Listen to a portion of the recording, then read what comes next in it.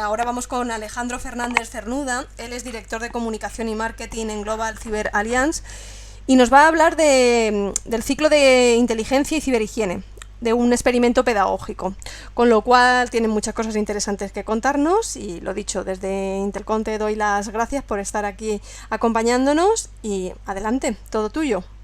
Pues nada, gracias a todos. Ciclo de inteligencia y ciberhigiene, un experimento pedagógico. Como veréis, bueno, vamos a ir poquito a poco. Os voy a enseñar el índice primero. Vale, esta es la estructura que vamos a seguir en la presentación. Primero voy a presentarme para que sepáis quién está hablando. Después me gustaría hablar de la segunda parte. La primera parte de la presentación será una parte de recursos, de punto de partida, en la que expondré lo que es la inteligencia, al menos mi forma de entenderlo, cosas que yo considero ciertas, cosas que considero falsas, para saber de qué estamos hablando. Y también me gustaría dejar alguna constancia sobre lo que son los sesgos. Esta es la primera parte. Aquí hay un montón de documentación, os he incluido un montón de enlaces, están todos visibles en la presentación, así que cuando se comparta cualquiera podrá acceder a ellos. Después viene el ejercicio, el experimento, que es una especie de propuesta de un negocio en el que introduciremos ya temas de ciberhigiene y se utilizará sobre una propuesta de negocio, una propuesta de proyecto. Iremos introduciendo fase a fase el ciclo de inteligencia. Y luego al final dejaremos unos 15 minutos para preguntas. Vale, pues venga, vamos al tema. Presentaciones. Bueno, tenía preparado que era un privilegio estar entre Selva y Carlos, pero bueno, Selva al final ha fallado, pero aún así es un privilegio estar participando en esta primera edición de Intelcom. Cuando Víctor Níquel me propuso unirme, me quedé muy sorprendido, primero por el interés en mi persona y luego por el tipo de iniciativa de la que estamos hablando. Es una iniciativa que yo estoy convencido, lo he dicho ya en varios espacios, que va a cambiar el panorama de la práctica profesional de ciberseguridad en el mundo hispano, y yo creo que es muy importante. Se está sentando un precedente muy, muy importante. ¿Por qué es para mí esto tan importante? Pues por un motivo personal, sobre todo, y profesional. Yo empecé a trabajar en lingüística y de ahí soy lingüista. No sé si habrá muchos informáticos aquí, me querrán tirar piedras o llamarme intruso, pero yo en realidad soy un lingüista. De la lingüística, una trayectoria un poco extensa, acabé entrando en el mundo de la inteligencia corporativa, y de ahí acabé pasando al mundo de la ciberseguridad.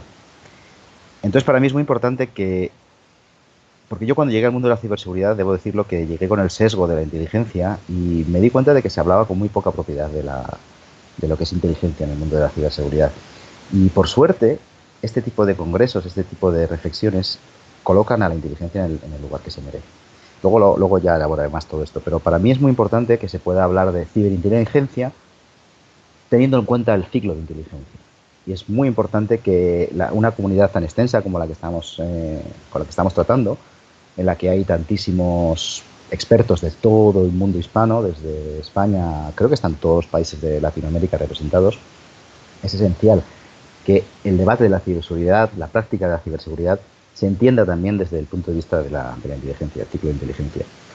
Entonces, nada, hablando con Víctor y con Iván, me sugirieron pues entrar en las sesiones primeras, en las que se habla del método, y recoger la experiencia que tengo yo en inteligencia corporativa y ahora mismo en ciberseguridad.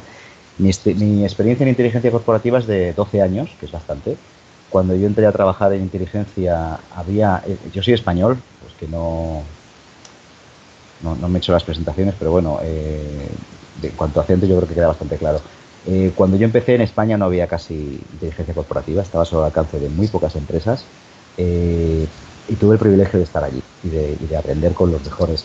Entonces, esta enseñanza en la que, aparte de tener unos maestros que fueron los mejores, en mi opinión, los mejores del sector y unos auténticos profesionales con una visión clarísima, esta enseñanza tuvo una cuestión fundamental para mí, que era la prioridad del método. Ser leales al método, trabajar de forma rigurosa y siempre teniendo el método, el ciclo de inteligencia presente. Por varios circunstancias conectadas con la inteligencia, sobre todo con la función que tiene la inteligencia de generar transformación y de ejercer influencia, acabé metido en el mundo de las relaciones internacionales y la ciberseguridad. Y a partir de ahí, tras varios años de experiencia, yo en temas de ciberseguridad empecé en el 2008, así que echad la cuenta vosotros, 12 años de experiencia no, 12 años también, sí, exactamente, en ciberseguridad. Acabé entrando primero en Anti-Phishing Working Group, en el capítulo europeo, que fundamos con mucho trabajo y que conseguimos que arrancara muy bien. Y luego, ahora hace un año y pico, en la Global Cyber Alliance. La verdad que una vez que uno empieza a trabajar en inteligencia, le cambia la vida. Es una cosa, es curioso que aunque yo ahora no haga inteligencia, la forma de ver el mecanismo, la forma de pensar, la forma de entender la realidad profesional está muy condicionada por el rigor metodológico que tuve antes. Pues bien, hace un año y medio llegué a Global Cyber Alliance con una misión distinta a la que tenía antes. Ahora ya no me ocupo directamente en seguridad, ni de gestión de crisis, ni de inteligencia. Me dedico más bien a comunicación y marketing, pero debo decir que, como acabo de decir, que la experiencia de la inteligencia, la metodología, la visión, la planificación, todo esto condiciona y hace que mi trabajo en cuanto a cuestiones de marketing y comunicación sea quizá diferente de lo que uno podría esperarse. Global Cyber Alliance, no sé si lo conocéis, pero es una organización única, una criatura única, que dice nuestro director general. Es una organización que se fundó en Estados Unidos en el 2015 con 3 socios esenciales: la Fiscalía de Nueva York, un socio muy, muy potente, el Center for Internet Security, que es una asociación, tengo un enlace más adelante, os lo enseñaré. Es una organización sin ánimo de lucro que trabaja sobre todo en cuestiones de ciberhigiene para pequeñas y medianas empresas, y luego la Policía de la Ciudad de Londres, de la City de Londres. Con esto y una serie de varios socios importantes tipo IBM, importantes tipo Microsoft, importantes tipo Mastercard y otros más grandes, se puso en marcha un proyecto único, una organización sin ánimo de lucro. No estoy vendiendo motos, aquí cualquier enlace que haya en mi organización no es de marketing, es de difusión y de concienciación. Se fundó una organización sin ánimo de lucro con la finalidad de abordar directamente los grandes problemas sistémicos de Internet. Es ciberhigiene pura. Y abordar estos problemas sistémicos desde un punto de vista práctico, con la idea de buscar soluciones prácticas y reales a estos problemas. No voy a entrar en mucho detalle, pero bueno, hemos abordado problemas como el uso del correo electrónico como un factor de infección. Para ese sentido tenemos una campaña de promoción del estándar de MARC internacional con la colaboración de varios gobiernos y de instituciones y de grandes empresas. Luego también tenemos el gran problema del DNS. No sé si, igual no conocéis Global Cyber Alliance, pero muchos conoceréis Quad9, perdón.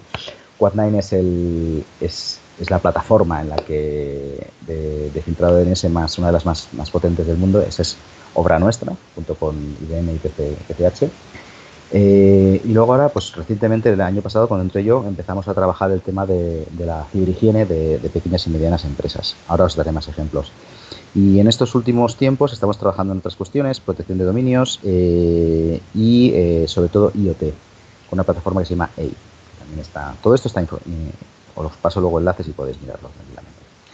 Entonces, bueno, por último, me gustaría hablar un poco de geografía. Ya os he dicho que soy español, trabajo para una organización estadounidense con oficinas en Estados Unidos, en Londres y en Bruselas. Yo estoy asignado a la oficina de Bruselas.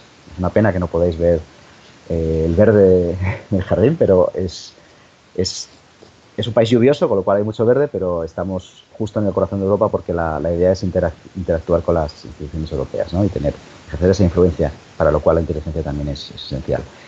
Y ya está, nuestros objetivos ahora mismo son globales, aunque tengamos 3 oficinas, y uno de los puntos esenciales para nosotros es el mundo hispano. Acabamos de traducir hace unos pocos meses, justo antes del confinamiento, una de nuestras herramientas a castellano, y estamos trabajando muy duro por conseguir oportunidades de difusión en el mundo hispano y en España y en Latinoamérica.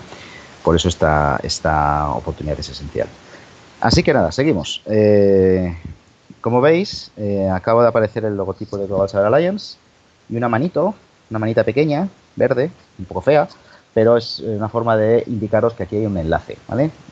Otros enlaces son más visibles, pero aquí tenéis un enlace, así que cuando os descarguéis la presentación podéis ir curioseando y trasteando. Aquí está casi todo lo que os he contado. Así que encantado de conoceros. Encantado de conoceros. Seguimos.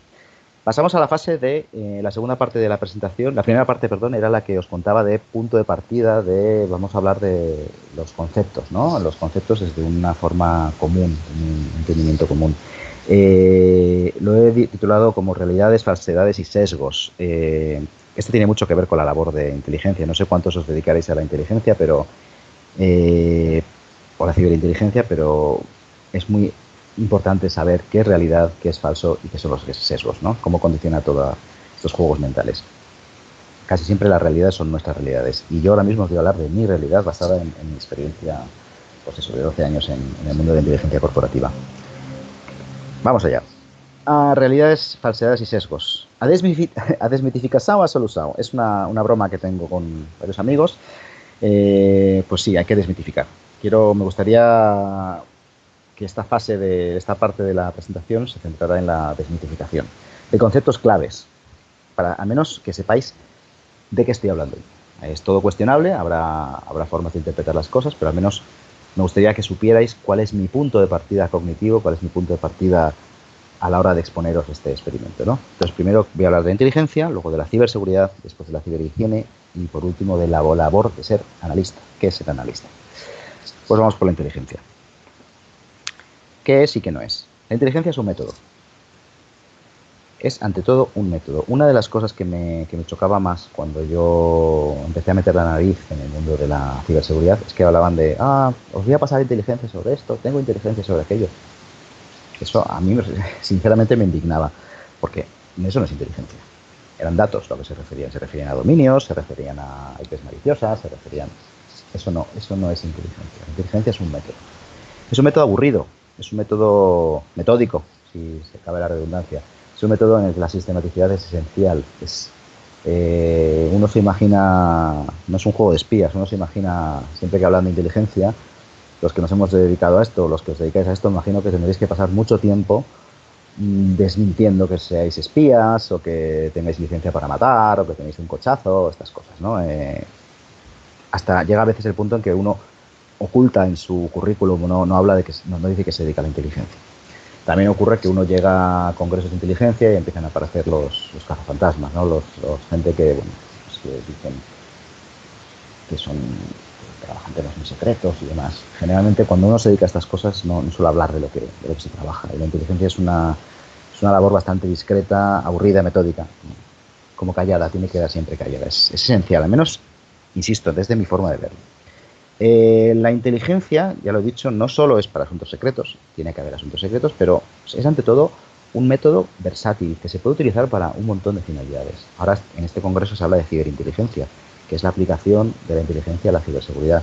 Se puede aplicar para hacer modelos de negocio, se puede aplicar para identificar tendencias, se puede aplicar para entender la realidad del mundo. Siempre que haya un problema complejo, que necesite una explicación compleja y un aprendizaje continuo, ahí interviene la inteligencia, o puede intervenir la inteligencia. La inteligencia requiere poder, es muy importante. Una inteligencia sin poder no es inteligencia. Hace falta tener, ya le digo más adelante, buenos padrinos, buenos apoyos, si no, no funciona. Exige muchos recursos humanos, recursos económicos. Y también es un arma muy poderosa porque consigue transformar organizaciones enteras. Consigue generar demandas, necesidades que antes no existían. Y eso solo se consigue a través de mucho trabajo, mucho esfuerzo y mucha generación de interés, de curiosidad, que es lo bueno de la inteligencia, que trabaja con información. La inteligencia no es solo teoría, no es algo que pueda quedar sobre el papel, que quede con un proyecto que se vende y ahí se acaba. No, es una labor continua, es una labor metódica y si se ejerce con un buen apoyo de poder, tiene una capacidad enorme para transformar, para cambiar organizaciones. Yo lo he visto con mis propios ojos. Una buena labor de inteligencia puede transformar una organización entera. Como os decía, es costosa en tiempo y en dinero. Nunca se puede esperar soluciones inmediatas en la inteligencia. Mi antiguo jefe decía que un buen analista tarda 3 años como mínimo en formarse, y es cierto. Cuando lo oí por primera vez me pensaba que era una exageración, pero a los 3 años me di cuenta de que tenía toda la razón del mundo. Es un proceso continuo de aprendizaje. Uno empieza muy inocente y toda la serie de matices, de cuestiones que se van aprendiendo de la práctica del día a día, se adquieren al cabo de años de conocer la organización en la que trabajas. Por eso los que estéis empezando, lo que estáis planteando es empezarlo ahora mismo, que sepáis que los buenos analistas tardan tiempo, son como los buenos vinos. Y aquí está. Aquí os pongo unos enlaces para que podáis ver. Bueno, pues son de modelos, formas de pensar la inteligencia que quizá salgan un poco del tópico de lo que uno se piensa a priori, ¿no? De las agencias secretas de los países, ¿no? El primero es el... no me acuerdo. Presupuesto. Ah, sí, el equipo de inteligencia del Economist, del diario El Economist, que es el que utilizan ellos para hacer sus análisis internacionales.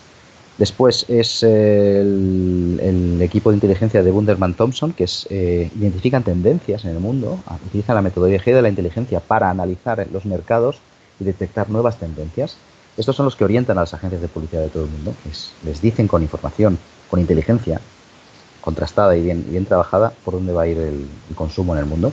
Y luego el último es Políticos, el periódico, la edición europea, que es la que yo sigo, tiene un servicio de inteligencia para que quienes utilicen este periódico puedan elaborar sus propios informes y trabajar. Es una fuente muy, muy valiosa si os interesa todo el tema de la política europea, de partidos políticos, parlamentos y todo esto. Bueno, seguimos. Ciberseguridad. Aquí seguro que va a empezar la polémica. Seguro que muchos no estáis de acuerdo con lo que yo digo. Pero bueno, para mí, recordemos que todo esto es para mí. Para mí la ciberseguridad es una forma de seguridad. Es una forma de seguridad muy especial, pero no difiere de la seguridad en lo básico. La seguridad gestiona riesgos, la ciberseguridad gestiona riesgos también. La seguridad está en un marco legal estricto. La ciberseguridad también lo está, aunque nos falta que no, que lo virtual cruza fronteras. Por tanto, yo no creo que la ciberseguridad sea una especie aparte. No creo que sea una disciplina que, aunque tenga muchas peculiaridades y tenga un entorno muy especial, no creo que sea una disciplina que escape a los principios básicos y a los principios fundacionales de la seguridad. Quizás sea, os lo digo, ya es un sesgo personal, porque yo entré en el mundo de la ciberseguridad a través de la seguridad. Y mi forma de ver la inteligencia estaba más relacionada con la seguridad que con la ciberseguridad. Pero después de muchos años estudiando y trabajando en ciberseguridad, me doy cuenta de que mi nariz, mi instinto, es el de seguridad, no es el de ciberseguridad necesariamente. La ciberseguridad es multidisciplinar. No sé cuántos informáticos o cuántos técnicos habrá entre el público, pero yo soy lingüista, ya lo he dicho al principio. En mi organización hay muchísimos abogados, hay antiguos policías, hay gente del ejército. Es multidisciplinar y tiene que ser necesariamente multidisciplinar, porque el ciberespacio es multidisciplinar. No es solo algo creado para informáticos, aunque evidentemente funciona a través de la informática. Es esencial tener un conocimiento informático básico, es esencial entender cómo funciona Internet, es esencial conocer los factores técnicos y tecnológicos, pero eso no nos puede llevar a omitir otras fuentes de conocimiento, como la propia comunicación, como la propia psicología, como el derecho. Y ahora mismo, supongo los que estáis entrando en el mercado, os daréis cuenta de que esto es cada vez más común. Cada vez se piden más este tipo de conocimientos transversales en el mundo de la ciberseguridad. La ciberseguridad es tangible, es física, no es un mundo virtual. Quizá los ciberdelincuentes aprovechan esta falsa creencia de que es virtual, pero ellos el dinero lo reciben contante y sonante y lo tienen que sacar de alguna forma. Necesitan mulas. Esas mulas tienen que ir a mover el dinero a sistemas de transferencia de envíos. Al final es todo palpable. Lo mismo la ciberseguridad. La ciberseguridad se ejerce sobre servidores físicos. La localización es esencial, el acceso. Todas estas cuestiones son muy importantes y deben tenerse en cuenta en cualquier planteamiento de la ciberseguridad. También, aunque los delitos de la ciberdelincuencia sean transfronterizos, aprovechen huecos, la ciberseguridad se ejerce en un contexto geográfico. Para muchos de los que supongo los que están escuchando, será un contexto español, europeo. Otros estarán en el contexto de sus respectivos países latinoamericanos. Latinoamérica es fascinante porque para unas cosas sigue el modelo europeo, para otras sigue el modelo de Estados Unidos y para otras crean sus propios modelos. Es un entorno muy, muy interesante para practicar ciberseguridad, pero esto es esencial. Está la Convención de Budapest, que no sé si la conocéis, es un marco legal común que se intenta crear para que todo el mundo entienda la ciberseguridad de la misma manera, pero evidentemente tenemos países, estados, que tienen su forma de entenderla y que se aprovechan de los marcos legales para bueno, tolerar ciertos tipos de ataques, acciones de ciberguerra y demás. Por tanto, el contexto geográfico es muy importante tenerlo en cuenta a la hora de practicar la ciberseguridad. Lo virtual, la ciberseguridad no es virtual, aunque trabaje en un entorno supuestamente virtual. Y la última reflexión es que para mí la ciberseguridad es el futuro. Estoy convencido de que, bueno, no estoy convencido, es que ya lo dicen todos los estudios, el mercado de la ciberseguridad va a crecer, pero no puede crecer con los modelos mentales que tenemos ahora, va a crecer de una forma distinta. Va a crecer, hay que observar muy bien lo que se está hablando en los altos foros para intentar anticipar cómo va a ser el mundo de la ciberseguridad de aquí a 5 años. Y van a cambiar bastantes cosas. Yo ahora mismo aquí os pongo unos enlaces sobre varias de las direcciones en las que yo creo que va a ir la ciberseguridad. Se está hablando mucho de confianza, Charter of Trust. Cuando hagáis clic veréis de qué estoy hablando. De confianza frente a ciberseguridad. Como a lo mejor se llega a un modelo en el que para poder hacer ciertas cosas tienes que entrar en un club, tienes que mostrar tu limpieza. Se está hablando de grandes empresas poniéndose de acuerdo, ya que los estándares de Internet no siempre son sólidos y seguros, empresas que se ponen de acuerdo. Se está hablando de organizaciones internacionales que defienden a las víctimas de ataques de ciberguerra. Se está hablando de hacer una convención de Ginebra para la gestión de la ciberseguridad. Todo esto es el presente tendiendo a futuro, con lo cual hay que observarlo. La ciberseguridad no va a ser lo que entendemos ahora mismo, va a ser algo que va a evolucionar. Y aquí están muchas de las pautas. Os aconsejo leer estos enlaces. Siguiente, que ya me estoy enrollando. Ciberhigiene. Es a lo que me dedico yo ahora, la ciberhigiene. Es una práctica emergente dentro de la ciberseguridad. No es un concepto nuevo, se empezó a hablar ya de forma sólida de ciberhigiene a partir del 2015, 2016. Mi organización es del 2015. ENISA tiene ya un informe sobre ciberseguridad en el 2016. Sobre ciberhigiene del 2016 y bueno, la constatación está en que por muchos esfuerzos que se hagan, si no se trabajan los problemas de base, los problemas sistémicos, es muy difícil mejorar la ciberseguridad. Uno puede hay empresas de ciberseguridad que son muy avanzadas tecnológicamente, pero que no consiguen resolver problemas tan esenciales como el de la ingeniería social, el de que la gente haga clic en los enlaces, ¿no? Todo esto pasa por la ciberhigiene y los objetivos de la ciberhigiene son ambiciosos, son sistémicos, abarcan la totalidad de Internet en sus distintas facetas, en sus distintas realidades geográficas, en sus distintas realidades legales. Es muy ambicioso y se pueden conseguir muchas cosas, pero lleva tiempo y sobre todo lleva mucho esfuerzo de colaboración, que es lo que hace mi organización. Por tanto, ciberhigiene no es concienciación, no es decir, 10 consejos básicos para navegar seguro este verano. No es esto, es más allá, es qué podemos hacer por los ciudadanos, por las pequeñas empresas para que tomen conciencia de su autoprotección y al mismo tiempo qué podemos hacer para mejorar el sistema. Utilizamos DMARC para proteger el correo electrónico, buscamos campañas de que lo expandan entre las agencias públicas. ¿Qué pasa con DANE, con otros estándares? ¿Qué hacemos con los estándares de enrutado? Todas estas cosas, la fabricación de nuevos dispositivos de IoT, cómo incorporar la ciberseguridad en el diseño de nuevos productos, todas estas cuestiones requieren muchísima coordinación, por lo cual va mucho más allá de la concienciación. También la ciberhigiene es algo que abarca a largo plazo. No basta con actualizar el teléfono a tu jefe. Mira, ya sabes, ya tienes, la próxima vez no te metas en estos sitios.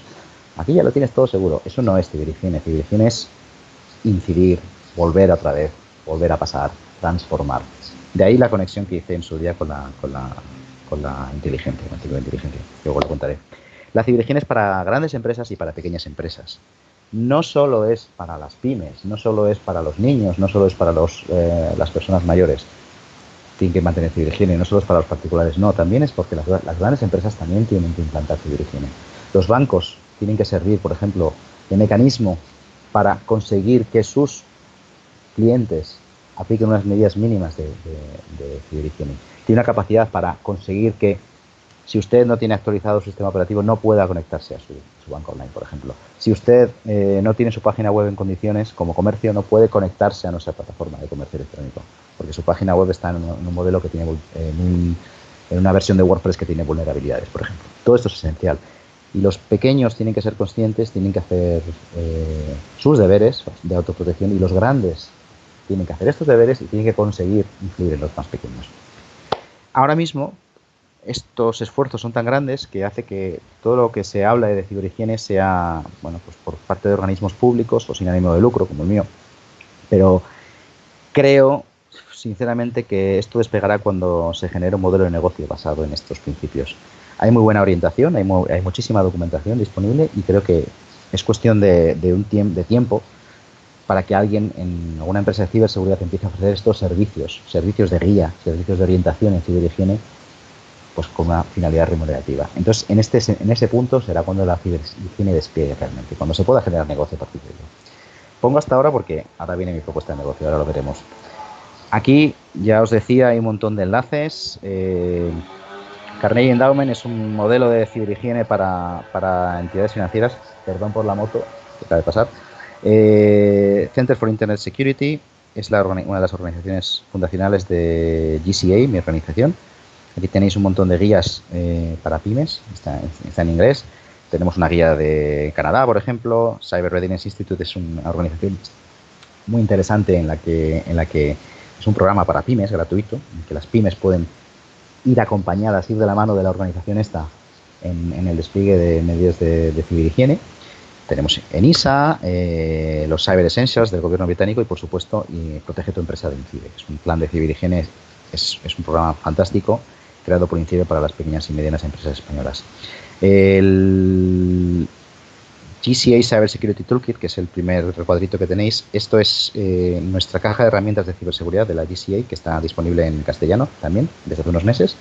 Son herramientas para que todos los principios de ciberseguridad que podéis ver en los enlaces anteriores, podéis aplicarlo con herramientas gratuitas y que no cuesta nada y no hace ningún tipo de rastreo ni nada. Simplemente son formas inmediatas de aplicar ciberseguridad. Y luego, otro ejemplo de ciberseguridad es esto de teletrabajo. Esto es una campaña que organizamos en marzo, cuando arrancó todo el problema del coronavirus, y miles de personas se pusieron a teletrabajar. Aquí conseguimos, con la GCA, consiguió que otras 23 organizaciones sin ánimo de lucro de todo el mundo recogieran una serie de consejos y de guías para mejorar la ciberhigiene de los cibertrabajadores de todo el mundo. Todo esto son enlaces, os aconsejo jugar con ellos al acabar la presentación. Espero que sean interesantes. Bueno, por último, otra realidad. Ser analista, ¿qué no es ser analista y qué es ser analista? Lo primero de todo, la inteligencia. James Bond es externalizable. Los que trabajéis en ciberseguridad, James Bond es un agente, es de fuentes externas probablemente, es un espía. Esto casi todo el mundo cuando trabaja en ciberinteligencia pues tiene fuentes que hacen el trabajo de meterse en la dark web o de explorar o de correlar y demás. Les proporcionan información medianamente machacada. Los realmente importantes son los analistas. En un equipo de inteligencia los importantes son los analistas, los que no salen en los títulos de crédito, los que están entre bambalinas, trabajando en una pila de papel al lado y de forma muy aburrida. Estos son los realmente importantes y es donde cualquier esfuerzo de ciberinteligencia debe centrarse. Los analistas son esenciales, pero sin un buen director, un buen planificador de inteligencia, no funcionan. Hace falta un buen director de orquesta. Y este director de orquesta, sin un mecenas, sin un buen patrono, un buen padrino, una persona destacada de la organización en la que se aplique la ciberinteligencia que pueda ejercer los mecanismos de influencia y la presión necesaria, no se consigue nada tampoco. Otro aspecto esencial de ser analista es muy importante para los que estéis empezando. Ya os lo he dicho antes, lleva tiempo, 3 años según mi antiguo jefe y bastante realista. Y es cierto que es algo que nunca termina de completarse. Hay que trabajar mucho, hay que investigar mucho, hay que aprender nuevos métodos, sobre todo en un entorno como el del ciber, ¿no? En el que todo cambia tan rápido. Es esencial estar continuamente formándose, continuamente mejorando. Y otro aspecto que es muy importante es la comunicación. Hay que trabajar mucho la comunicación. Un analista, por mucho que trabaje en un lugar encerrado y que sus informes los lea muy poquitas personas, es esencial que sepa comunicar. Es esencial que sepa entender cuál es la clave de cada asunto que está tratando y que con cada pasada del ciclo de inteligencia define y afine mejor su mensaje. Esto es muy importante y es una cosa que yo he leído muchos informes de inteligencia, no siempre se trabaja. Yo, por suerte, tenía una formación de lingüista, venía del mundo de la traducción y bueno, llevaba muchas horas de vuelo en cuanto a redacción y escritura. Pero no sé cuántos de vosotros seréis técnicos. Yo sé que las carreras técnicas no se fomenta la escritura ni la comunicación, pero es esencial, si vais a hacer trabajos de analista de inteligencia, poder contar bien las historias y contarlas para el público concreto al que están dirigidas.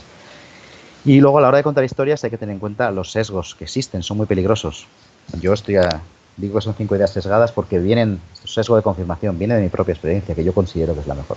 Probablemente no sea así, pero al menos conozco los sesgos.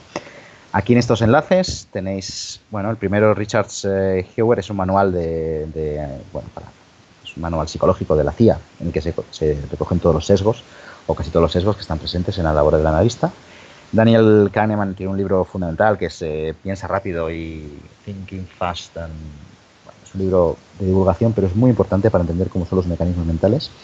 Y luego aquí, para que os podáis detener, pues pongo las varias agencias de inteligencia del mundo, el MI6, la CIA, CNI, el CNI mexicano.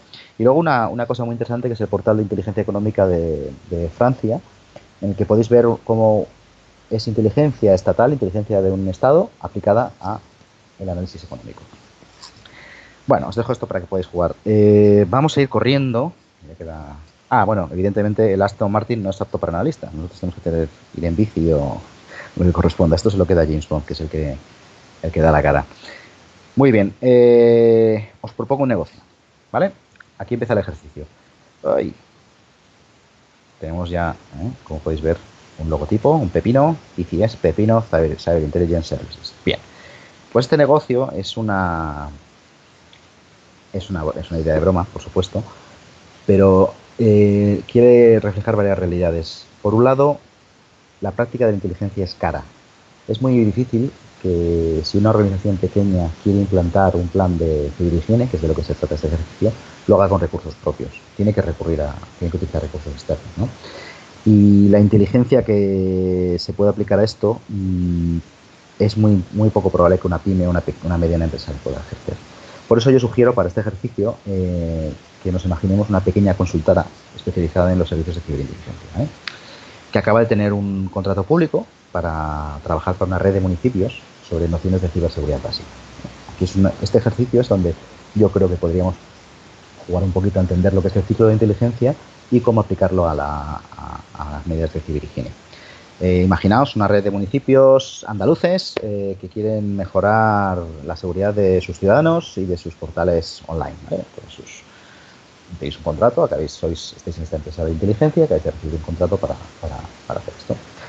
Bueno, pues para que sepáis este proyecto, pues es un proyecto político, pues lo que os decía del poder, va a haber visibilidad, se va a saber que esta empresa de inteligencia está trabajando sobre ello. Habrá que contrarrestar muchas noticias, muchas comunicaciones rimbombantes o fuera de lugar, y apoyo político. Ojo peligro, como decimos en Barcelona. Ojo peligro es cuidado, porque los políticos sabéis que a la hora de la comunicación es muy difícil hacer este tipo de trabajos. Bueno, pues este es el contexto de partida para nuestro experimento pedagógico sobre cómo sería aplicar el ciclo de inteligencia a un programa de ciberhigiene. Vamos a trabajar en 3 aspectos: las infraestructuras, los dominios de estas organizaciones, los datos de estas organizaciones municipales o públicas, la formación, sus trabajadores, sus directivos, y la concienciación de la ciudadanía, de los que están aquí viviendo. Muy bien, aquí está como veis, logotipo Pepino, PCS, Pepino Cyber Intelligence Services. Bueno, fase a fase. Vamos a ver, ya tenemos nuestra empresita, vamos a ver, es una empresa que sigue, por supuesto, el método de inteligencia punto por punto, es muy respetuosa, muy organizada, y vamos a ver qué método sigue. El modelo que sigue, este modelo teórico, es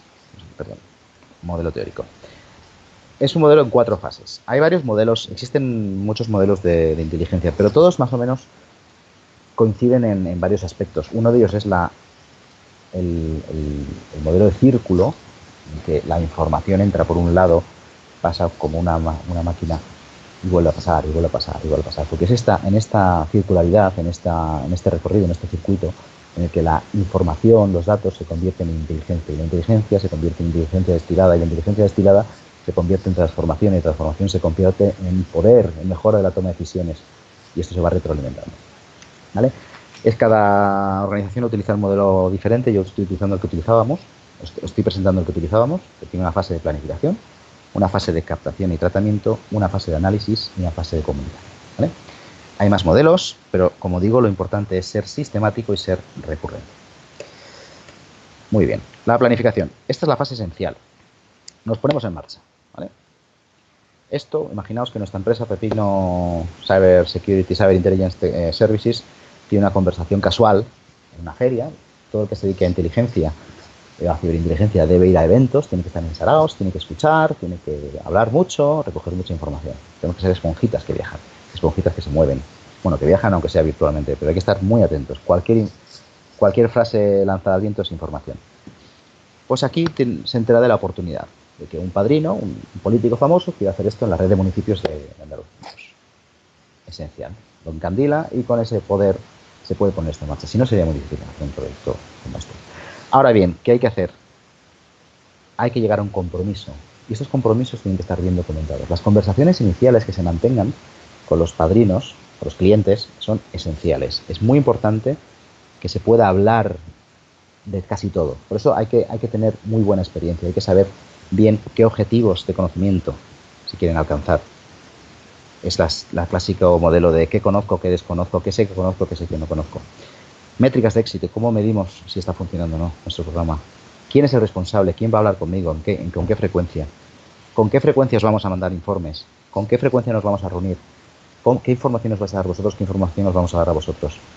¿Cómo vamos a poder ejercer influencia? ¿Hay alguien que esté bloqueando? ¿Cómo se puede conseguir desbloquear eso?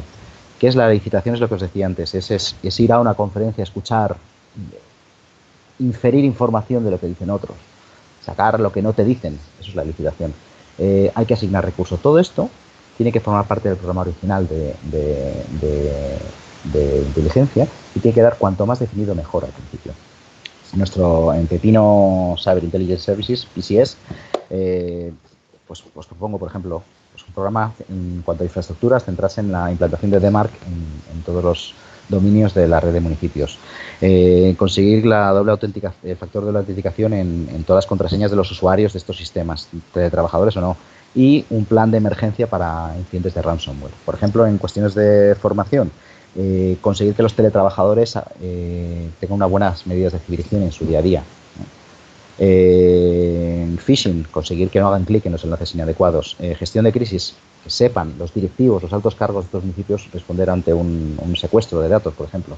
Y en cuanto a concienciación para los ciudadanos, pues los objetivos podrían ser, por ejemplo, crear un portal de transparencia, hacer manuales, panfletos de ciberhigiene o asegurarse de que los ciudadanos sepan cómo se responde a sus incidentes en caso de que ocurran. Pues todo esto forma parte de lo que sería la planificación y todo esto debería quedar documentado. Y todo esto debe convertirse en inteligencia. Ahora mismo, estos son los objetivos del programa, pero tenemos que identificar dónde captar información para estudiar la evolución de estos objetivos, cómo analizar toda esta información, cómo comunicar los avances que tenemos y una vez hecho esto, volver otra vez a empezar con la planificación y ajustar errores, destilar información, centrar, replantear objetivos y demás. Por eso la siguiente fase es la captación y el tratamiento. Captación y tratamiento. Hemos definido los objetivos, tenemos un plan de acción, tenemos unas rutinas creadas, tenemos unos responsables, tenemos una planificación. Pues vamos a identificar las fuentes. Por cada objetivo hay que identificar unas fuentes. Estas fuentes clasificadas no quiere decir que sean secretas, sino que tienen que estar clasificadas en cuanto a su fiabilidad, en cuanto a su consistencia, en cuanto a su dificultad de obtención, en cuanto a su tipo. Unas son humanas, otras son online, el mundo digital, lo sabéis bien, ¿no? La mayoría serán digitales. Y cada fuente debe recibir su tratamiento. Otro aspecto importante en las fuentes es el precio. Hay fuentes caras, fuentes baratas, fuentes gratis. Eso es muy importante. A la hora de definir la planificación hay que saber qué fuentes vamos a tener. Y cada fuente tiene que tener un tratamiento propio. Tú tienes que conseguir que toda la información que te llega acabe en una plataforma sencilla en la que los analistas puedan estudiarla y explotarla en condiciones. En la que todos los cruces necesarios se hagan de forma sistemática. Esto requiere, la puesta en marcha de cualquier programa de inteligencia es esencial que la fase de captación y tratamiento absorba muchos esfuerzos al inicio. Después tiene que ser automática, tiene que quedar, sí, por supuesto hay que actualizar, hay que mejorar la captación de datos, pero tiene que ser, el tiempo tiene que ir a menos, ¿vale? Hasta ocupar una parte mínima. Pero en el ciclo de inteligencia, en las fases, en la puesta en marcha de un ciclo de inteligencia, los puntos más esenciales son la planificación y la captación y tratamiento. Estos tienen que absorber los máximos esfuerzos al principio, más adelante se irán reduciendo. Pues por ejemplo, en el caso de llegando a PCS, infraestructuras, DMARC, vamos a utilizar los informes que nos generen los dominios que utilicen DMARC para para analizar la información de dónde vienen los ataques, por ejemplo. Contraseñas, ¿cómo podemos hacer? Pues podemos utilizar una plataforma gratuita para generación de contraseñas, podemos hacer cuestionarios para obtener información. Ransomware, podemos hacer un servicio de captación de información sobre cuáles son los ataques más frecuentes, etcétera. Teletrabajo, podemos diseñar una serie de encuestas para preguntar a los trabajadores cuáles son sus hábitos. Phishing, podemos buscar un servicio que mande mensajes falsos de phishing para ver cuántos cliquean, cuántos no. Toda esta información forma parte de la captación y tratamiento. Cada objetivo tiene su fuente, cada objetivo tiene sus métricas, sus formas de ver estas fuentes, cuáles son fiables, cuáles no son fiables, y todo debe confluir en una plataforma común en la que trabajen los analistas. El análisis es la siguiente fase. Una vez está consolidado el ciclo de inteligencia, la fase de análisis debe ser la que más tiempo absorbe.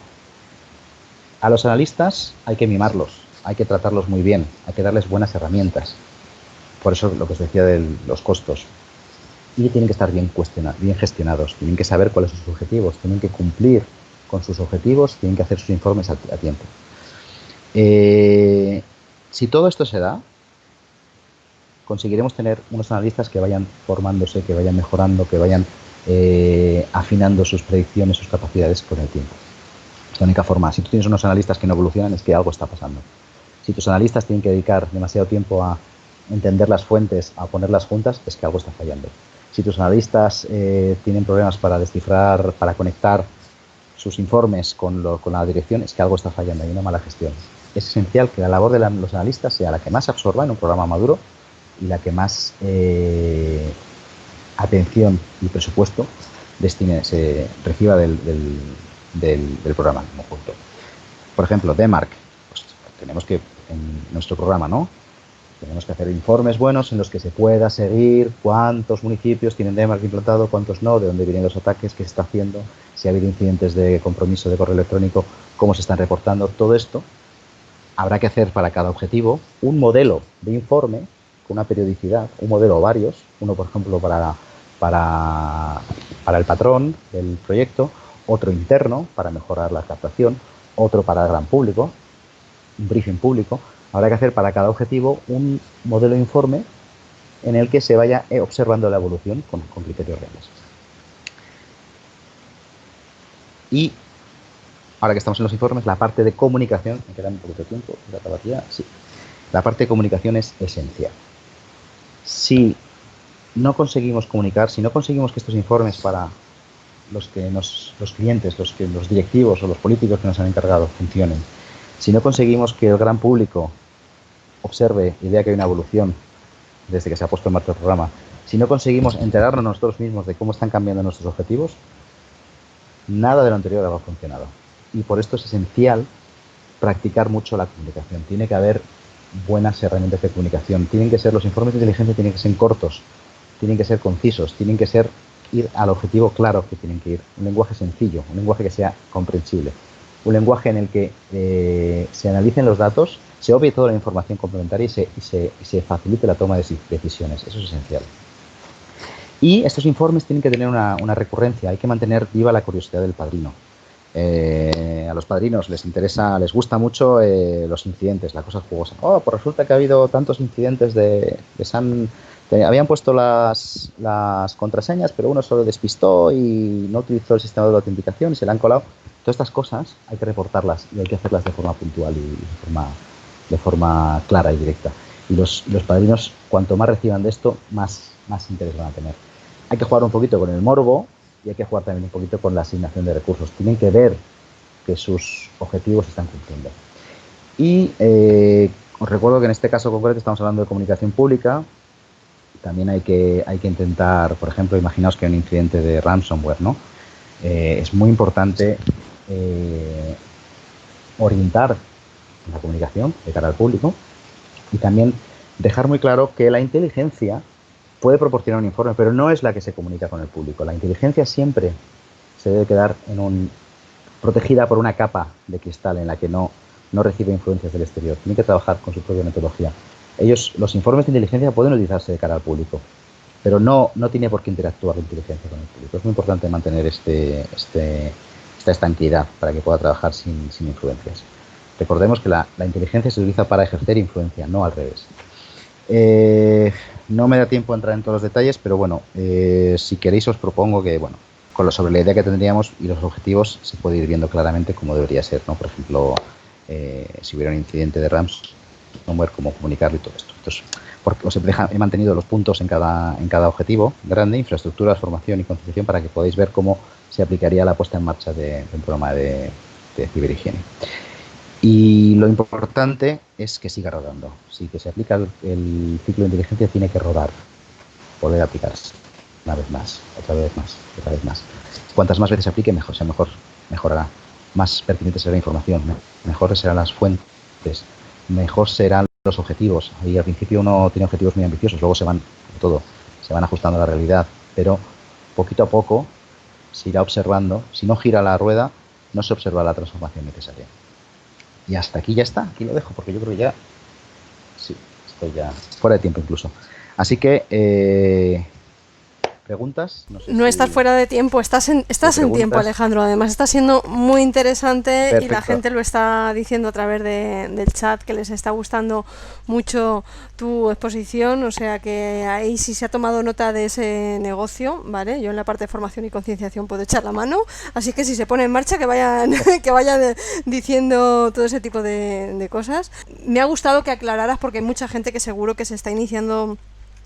No gente que ya, asistentes, no que ya lleven un tiempo en esto, sino que a lo mejor se están iniciando, o es un mundo que cada vez les convence más y tienen más interés y tal. Me ha gustado que pusieras los pies en el suelo diciendo, ojo, cuidado, que esto, lo de los 3 años como los buenos vinos, es una referencia que a ti te dieron, que te sorprendió en su momento, a los inicios, pero que luego vistes que sí, que 3 años es por marcar más o menos. Se podía haber dicho 5, podía haber dicho 2, pero 3 años es un tiempo considerable para cuando uno se inicia en una cosa, en la que es un campo tan grande que nunca acaba. O sea, y es 3 años para sentirte cómodo, pero el aprendizaje no acaba nunca, ¿no? Creo que sería así. Sí, llama mucho la atención, y también es una cosa que tienes que plantearte cuando empiezas tu carrera profesional. Porque 3 años es hacerlo máster, y darte cuenta que, sobre todo, abandonar la arrogancia, observar mucho, ser muy humilde, y también son 3 años de silencio prácticamente, 3 años de que te corrijan todo lo que escribes, 3 años de no enterarte bien de qué van las cosas. Son 3 años de humildad, y eso es, bueno, cuando uno empieza la carrera profesional, le gusta comerse el mundo, ¿no? Quiere triunfar, sobre todo en el contexto actual en el que vivimos, ¿no? En el que se vende el triunfo rápido y esto es una cosa como los buenos vinos, hay que ir poquito a poco. Y cuando pasan los 3 años realmente te das cuenta de lo que has aprendido, y es impresionante. Y cuando empiezas a ver cosas ocurrir, ideas tuyas que se convierten en realidad por el simple hecho de haber aplicado el ciclo y de haber trabajado concienciadamente en algo, es una sensación muy gratificante. Ahora, es eso, es un trabajo duro, es un trabajo de silenciamiento, de estar callado, de aprender, y ¿no? Es así. No sí, quiero bueno, ya la has catalogado como más aburrida y metódica que ese juego de espías, pero bueno, aburrida depende de qué, pero también es un vicio, ¿no? Cuando ya se pone uno en una cosa que le atrae. Desde el chat antes preguntaba, Ryu, es que es RYUKRG, o sea, que nombres que son como súper complicados de pronunciar, ¿vale? Que decía, grupos de colaboración para iniciar en investigación de ciberseguridad, para ser partícipe de investigaciones. Bueno, GIN sé que es un muy buen grupo. Es que depende del tema que estés trabajando. Generalmente la pista te la dan los informes buenos, pues CERT-EU, los informes de Europol, los informes de ENISA, todas esas fuentes suelen citar grupos. Claro, lo que pasa es que si estamos hablando de ciberinteligencia, entrar en estos círculos es un ejercicio de confianza. Tienes que demostrar que no eres, porque claro, también hay contrainteligencia, hay espías, hay gente que mete la nariz. Entonces, estos grupos dependen un poco de la práctica profesional en la que estés. No es lo mismo un grupo de intercambio de prácticas de red teaming que un grupo de intercambio sobre codificación en sistemas MISP, hay millones de cosas.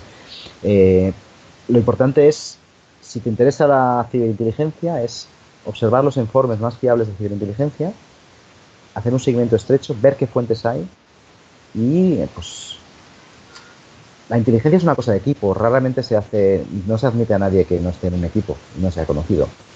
Pero bueno, puede ser una buena vía de buscar una carrera profesional, ¿no? Estudiar estos informes, ver quién los está realizando, ver quién está detrás, intentar entrar de alguna forma, intentar entrar, pues, ya sea haciendo ofertas profesionales o proponiendo a la empresa en la que tú estás que colaboren con estas organizaciones. Es que depende mucho de cada cosa. En finanzas, por ejemplo, está el FS ISAC y ese es un grupo que se hace intercambio de información, también se hace con Europol y demás, pero entrar allí, evidentemente, tienes que estar en una organización, tienes que ser la persona que te elijan para intercambiar información, tienes que mantener unos protocolos. Es difícil esto. Depende un poco del tema. Pero vamos, hay muchas fuentes y observando las fuentes se puede, bueno, ir un poco intuyendo por dónde van los tiros y qué tipo de información se intercambia. Y también hay una cosa que quería decir, cuando decía que la ciberseguridad es física, también hay mucho de contacto personal y de conocer a la gente y de participar en eventos que te acepten, presentar un paper y hablar y tomarte una cerveza con este o con aquel y conseguir que esa confianza poco a poco se vaya. El cara a cara hace mucho, entonces por eso también es muy importante tener en cuenta estos aspectos, ¿no? De ganarte la confianza por tu presencia física a veces. Pero vamos, es difícil, es que Eso siempre es importante, también como tú dices, el cara a cara, es presencial, el conocer a la gente, aprender de mucha gente, todo lo hace, pero bueno, también hemos ampliado con esa parte online el que, bueno, podemos facilitar a mucha otra gente que está, o que por ejemplo, pues que a ti o al resto de ponentes tampoco, que no os conocía y tienen la facilidad de poder asistir, cosa que sin presencial igual es más limitado, depende de qué zonas, ¿no? Pues mucha gente pues está diciendo muy bien estructurado, muy tal, entonces mucha gente también de Latinoamérica y tal, con lo cual está muy bien. Están preguntando, como tu ponencia está plagada también de muchos enlaces, aparte están preguntando durante toda la tarde que se van a subir las presentaciones, bueno, pues aquellos ponentes que las faciliten, obviamente la organización, igual que se van a editar los vídeos, pues luego podrá poner pues un enlace, un recopilatorio de aquellas presentaciones que los ponentes tengan gusto de compartir. Pero es que en tu caso, como había muchos enlaces, la gente pues estaba interesada, ¿no? Porque como decías, tenéis abajo para clicar en las recomendaciones. Supongo que la colgarás en algún sitio, o aparte de a lo mejor facilitarla a la organización. os la cedo, es vuestra. O sea que colgarla en la información del Congreso y es para el público. Son enlaces, ¿me veis, no? Sí, son enlaces. Sí. Son enlaces. Estoy con el mute todo el rato. No te para no los críos. Son enlaces, está pensado para que cualquiera pueda utilizarla y sea de acceso público. O sea que incluso si queréis, si alguien tiene interés en ponerse en contacto conmigo, si me hacéis de filtros lo agradezco, pero sería yo encantado de ayudar con preguntas más concretas. Bueno, pues muy agradecida, desde luego, Alejandro, bastante que has entrado hoy, has variado tu horario, has entrado un poco antes con esos cambios que han supuesto, pero muy agradecida, desde luego, has ido contando muy bien todo, has dejado muy clarito que, bueno, pues eso, que la inteligencia tiene una capacidad enorme para poder transformar una organización y que lleva su tiempo como analista en este tipo de terrenos. Me ha encantado, obviamente, la parte de que digas pues que todos sumamos, ¿no?, en ciberseguridad, no solamente en aspectos técnicos que son imprescindibles, sino que esto se hace de muchos expertos en todo, en otros sectores, con lo cual desde el mundo de la comunicación, que también es el mío, pues eso, que al final todo suma y que todo se complementan. Muchísimas gracias por tu ponencia, desde luego nos has explicado muy bien ese ciclo de inteligencia y ciberhigiene, ¿vale?, que va más allá de lo que se puede entender con ese uso y seguro y responsable de Internet. Hay mucho más allá en la ciberhigiene, así que si alguno tiene alguna otra pregunta, que también, pues bueno, pues como decir, pues luego os podemos poner en contacto también con Alejandro, y que va a estar disponible su presentación con todos esos enlaces para que se pueda ampliar toda la información que se ha dicho aquí. Así es que muchísimas gracias en nombre de Intercol por habernos estado acompañando en esta tarde, en esta primera tarde del Congreso, y muchísimas gracias. Gracias a vosotros. Gracias.